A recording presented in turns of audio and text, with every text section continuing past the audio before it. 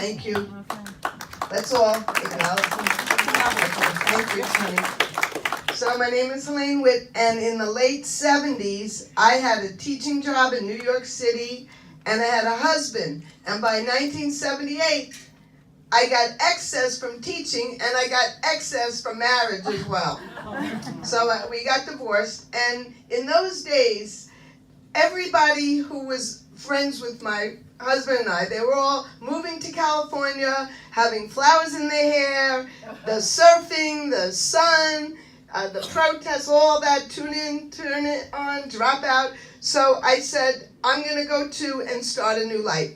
So I moved to San Francisco because my best friend, who was in my other story named Jude, she and her husband lived there, and they said, we'll set you up with a job and a place to live, so come up north. So what I didn't know was in San Francisco, in the district I lived in, the Richmond district, it's not sunny. At 4 o'clock in the afternoon in the summer, the fog rolls in, and you don't have summer. You have frigid, cold, damp weather. So that has something to do with my story. I was walking down the street. Clement Street is the main street, and I got an apartment, and I also got a job. What I got was an office job because they had laid off teachers in San Francisco, just like they laid off teachers in New York at this time. So I thought, I'll just have this office job, 9 to 5, I'll come home, I'll have fun with my friends. And I'm walking down Clement Street, just exploring the neighborhood because there's no sun and forget it. So I'm walking down, and there are like bookstores and things to do when you're chilly.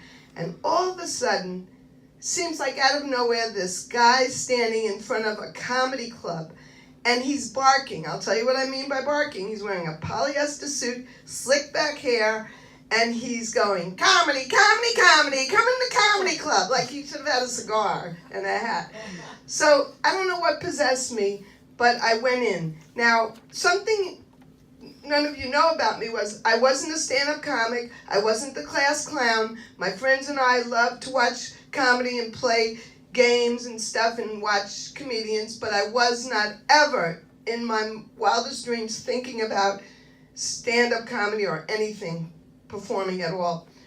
So I walk in, and the club is called the Holy City Zoo, and he said, just stand on the stage, and the stage was a small square, and it was just a long group of chairs. That's all the Holy City Zoo had. And he said, just look around. And nobody was there. It was the afternoon when the fog rolled in. And before you knew it, he starts telling me how he sent jokes to famous people. He sent a query letter out, it was called. He'd say, what jokes do you need? How much do you pay? I could write jokes for you. So he's telling me how he does this for all the famous, well-known comedians of the day back then.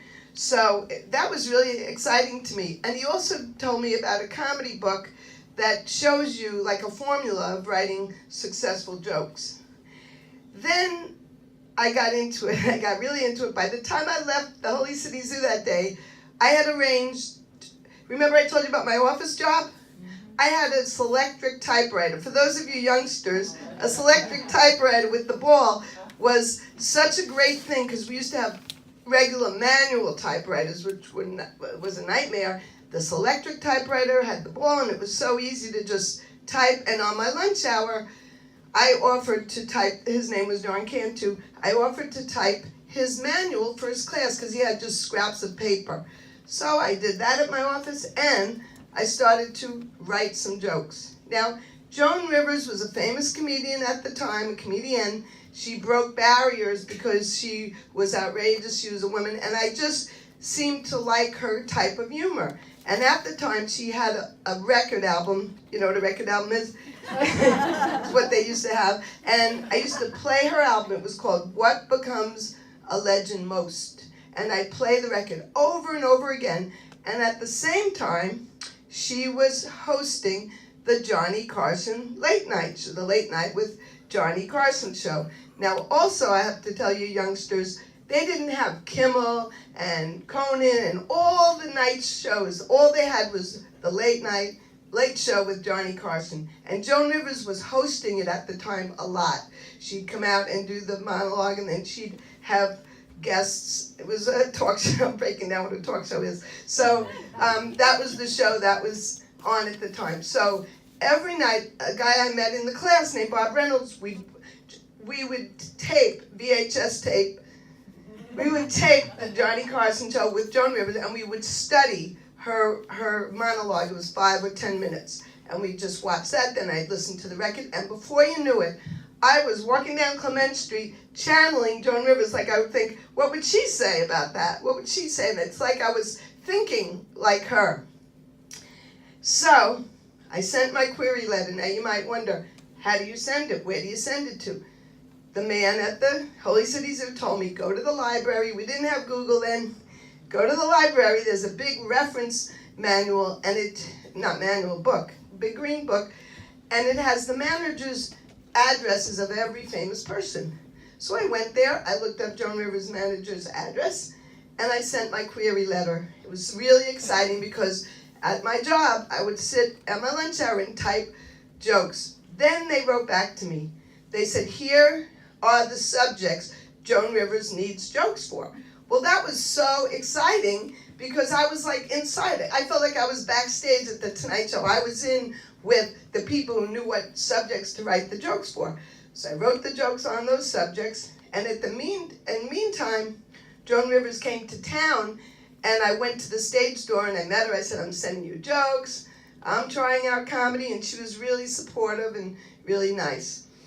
So one day, going home, looking at my mail, and I get this pink envelope in the mail. Now, in those days, they didn't have papyrus and beautiful silver and all different color polka dotted envelopes. It was very unusual for me to get a pink envelope in the late 70s. And it had her address, and I even brought something with me for later. And when I saw that pink envelope with her name, I can't tell you how excited I was. And I opened it up. She had bought 7 of my jokes. And it was really a thrill. And people say, how much did she pay? Well, Rodney Dangerfield allegedly gave you $50 per joke, and she gave 10. But let me explain why, and I had no problem with it. I didn't even need money. I would pay her to just look at my jokes. Really, I would. Well, Rodney Dangerfield might take your joke and go around like every night and perform that joke for a year. Joan Rivers had to have brand new material every night, just like Steve, what's his name, or Conan or anyone. They have to have brand new material every single night because it's topical and they're not going to say it again. So I had no problem with that it was $70 and that she liked my jokes, okay? So in the meantime, my parents came from New York to visit, and we went to Vegas, drove through the desert, and we went to Vegas. And I went back like to the stage door and I said, I wrote some jokes for Joan Rivers. They set me up in the Caesar's Palace, those booths that they have like in the old Caesar's Palace variety show on TV. And there I was sitting in the audience in one of those chairs in a booth. It was just so generous and I was blown away. So what happens? I told you Bob Reynolds used to tape the show every night. He calls me up, he said, Helene, Joan Rivers told your joke on the Johnny Carson show. And I have it. I brought it with me just for those doubters. But I was thrilled to death, and I'm going to tell you the joke. So she comes out, and it was Income Tax Day. So that's number 1. And the song Let's Get Physical, Physical by Olivia Newton-John was out then. So I thought of this joke. She comes out, it is Income Tax Day, and she comes out, and it's the first thing she says. Today, my accountant's dancing around the office singing, let's get fiscal, fiscal, like the physical year, like F-I-S-C-A-L.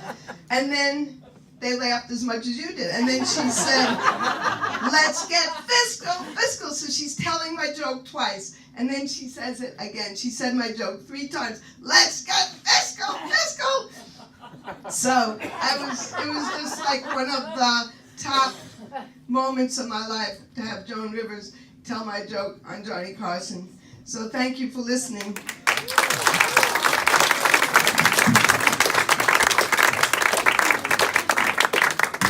Elaine Witt, thank you.